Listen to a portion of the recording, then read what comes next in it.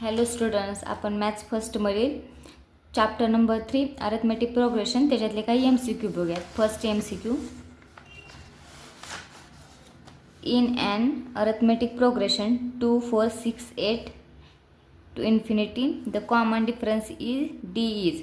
याच्यात किती दिले सिक्वेन्स 2 4 6 आणि 8. याच्यातला कॉमन डिफरन्स काढायला सांगितलं आहे. आपण कॉमन डिफरन्स कसा काढतो? हे A1, हे A2, हे A3, A4, A2 minus A1, A3 minus A2 आणि A4 मायनस A3 या सगळ्यांमधला डिफरन्स म्हणजेच कॉमन डिफरन्स डी. याच्यात 2 आणि 4मध्ये डिफरन्स किती आहे? A2 minus A1 is equal to 4 minus 2 is equal to किती आहे? 2. तर ह्याच्यातला कॉमन डिफरन्स 2.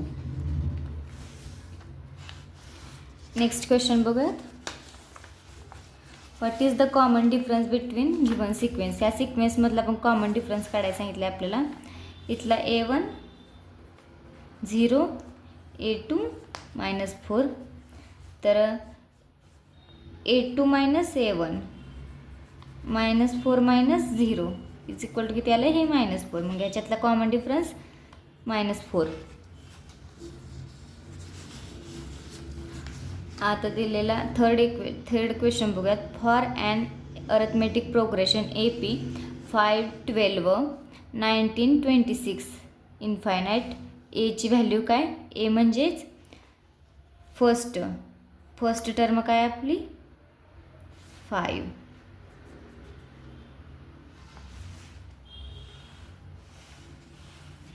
ए म्हणजेच फर्स्ट टर्म असते.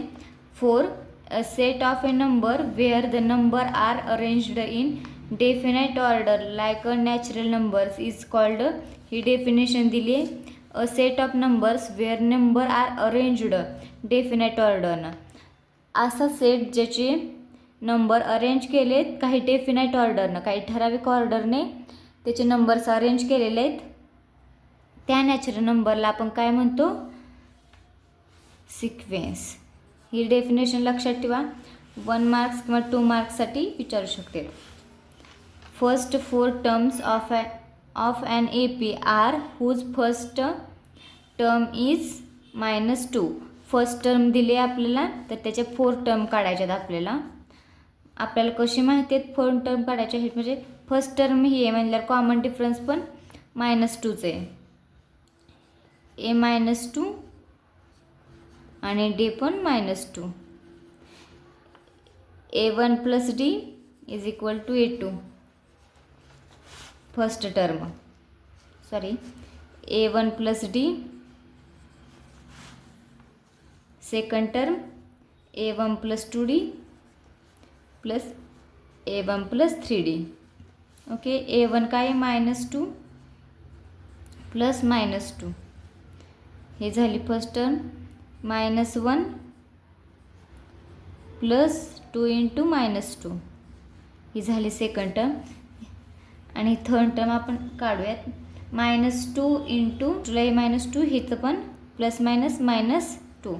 या दोन्हीची या दोन्हीची ॲडिशन 4 आणि म्हणजे दोन्ही पण सेम संख्या आहेत, त्यामुळे ह्याला साईन -2 मायनस येणार.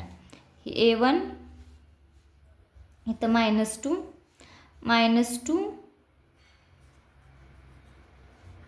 प्लस 2 2 जा 4. याची पण या दोन्हीला पण मायनस साईन येणार. 2 2 जा 4 आणि या दोन्हीची ॲडिशन होईल आणि याला साईन मायनस येईल. आता थर्ड टर्म काढूयात. A1 म्हणजेच -3 प्लस 3 इंटू -2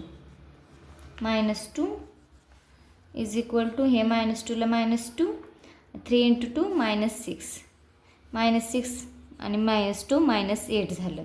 इथली थर्ड टर्म काय झाली? -8. ही पहिली -1 2 -2 -4 -6 आणि -8 हा टर्म झाल्या काय? त्या -2 -4 -6 आणि -6. ऑप्शन C हे करेक्ट आन्सर आलं. नेक्स्ट क्वेश्चन बघू. 7 10 13 infinite. Next 2 terms of the AP are 7 10 आणि 13 हा सिक्वेन्स दिला आहे. त्याच्यावरून आपल्याला नेक्स्ट 2 टर्म काढायचे. त्याच्यातला कॉमन डिफरन्स किती? 3. याच्यातला पण 3. मग 13 प्लस डी, डी आला 3, मग 13 प्लस 3 16 आणि 16 प्लस 3 19, 16 आणि 19 ऑप्शन ए हा झाला न. Next 2 terms. नेक्स्ट क्वेश्चन बघा. Find D of an A P whose first term are -3 and +4. या दोन्हीतला आपल्याला कॉमन डिफरन्स फाइंड करायला सांगितलं आहे. तो किती असणार आहे? D is equal to A2 - A1 is equal to -4 +4 -3. या दोन्हींची ॲडिशन आणि त्याला मोठ्या संख्येचं sign. Okay. Minus minus plus आणि ही मोठी संख्या आहे बिगर संख्येचं साईन +7. हे तर ऑप्शन फर्स्ट. नेक्स्ट क्वेश्चन बघूयात. If third term and fifth term of an A P are 13 and 25 respectively, find its 7th term. आपल्याला दिलेल्या क्वेश्चनमध्ये थर्ड टर्म आणि फिफ्थ टर्म दिलेली आहे. थर्ड टर्म आणि फिफ्थ टर्म दिलेली आहे. थर्ड टर्म किती आहे? 13 रिस्पेक्टिवली म्हणजे पहिली थर्ड आणि दुसरी 25 ही 25. आपल्याला याचा फॉर्म्युला माहिती आहे, म्हणजे थर्ड टर्मचा A3चा A3 is equal to A + 2D आणि A5 is equal to A + 4D. ह्याची व्हॅल्यू ही आहे, ह्याची व्हॅल्यू ही आहे. मग याची आपण सबस्ट्रॅक्शन करूया. आपल्याला एची आणि डीची व्हॅल्यू माहीत नाही, तर सबस्ट्रॅक्शन करूया. A + 4D minus A + 2D equal to हे 25 -13.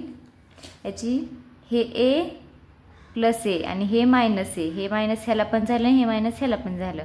ओके. हे मायनस, हे +A, हे -A कॅन्सल, हे +4D आणि हे -2D झालं. यांची सबस्ट्रॅक्शन आली 2D इज इक्वल टू 25 - 13. यांची सबस्ट्रॅक्शन आली 12. आता आपल्याला डीची व्हॅल्यू निघते याच्यावरून. D is equal to 12 - 2, 12/2. D is equal to 6. ही आपली आली डीची व्हॅल्यू. आपल्याला याच्यावरून एची व्हॅल्यू काढता येते. इथल्या कोणत्या पण एका इक्वेशनमध्ये, म्हणजे ह्या फॉर्म्युल्यात किंवा ह्या फॉर्म्युल्यात आपण डीची व्हॅल्यू पुटअप करूयात. आता A + 2D is equal to किती? ह्या व्हॅल्यूत ह्या इक्वेशनमध्ये आपण पुटअप करूयात. A + 2D, एची व्हॅल्यू माहीत नाही. A + 2D is equal to 13. A + 2 आणि डीची व्हॅल्यू 6 इज इक्वल टू 13. एला ए असंच, ह्या दोन्हीची मल्टिप्लिकेशन 12 इज इक्वल टू 13. इथं हे A 13 - 12, A is equal to 1. Okay. एची व्हॅल्यू 1, डीची व्हॅल्यू 6. याच्यावरून आपल्याला कशाची टर्म काढायला सांगितली? 7th term. 7th टर्मचा फॉर्म्युला म्हणजे A7 is equal to A + 6D is equal to A + 6ला 6 आणि डीची व्हॅल्यू 6. हे A म्हणजे 1, हे 1 + 6 × 6 36. A7ची व्हॅल्यू किती आली? 37. हे आपला आन्सर आला 37. नेक्स्ट क्वेश्चन बघूयात. Find T3 if an AP 9, 15, 21, 27. दिलेल्या टर्ममधून T3 म्हणजे थर्ड टर्म कोणते? 9, 15 आणि 21. ह्याच्यातली थर्ड टर्म 21 झाली. तर आपला ऑप्शन बी हा आन्सर आलं. ह्याच्यात पण हेच विचारलं आहे. इफ ॲन AP 0, -4, -8 आणि -12 फाइंड द T2 म्हणजे 2 नंबरची टर्म.